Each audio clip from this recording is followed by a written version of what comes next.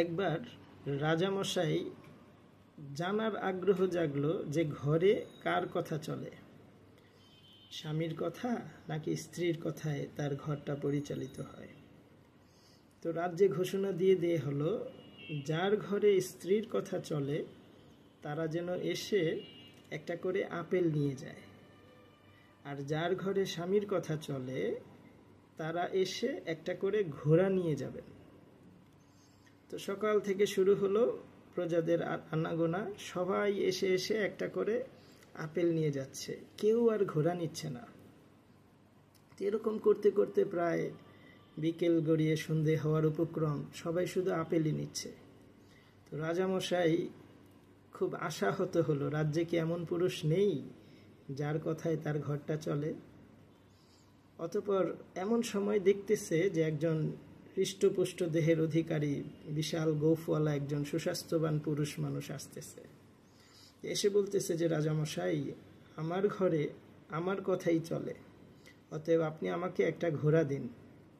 রাজা প্রচণ্ড খুশি হয়ে তাকে তার ঘোড়ার আস্তাবল থেকে খুব সুন্দর কালো রঙের একটা ঘোড়া দিল।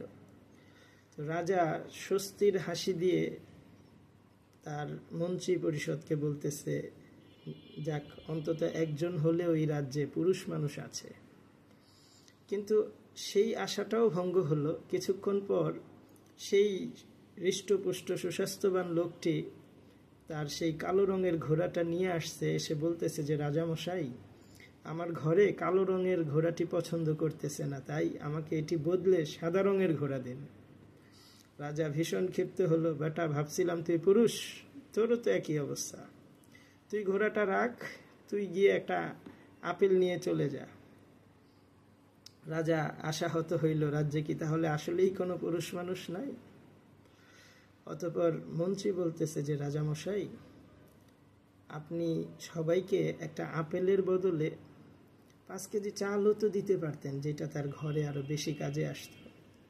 তো রাজা বলতেছে যে আমিও একবার তাই ভেবেছিলাম, কিন্তু বড় রানী বলল চাল না দিয়ে একটা করে আপেল দিতে, তাই আপেলই দিয়েছি।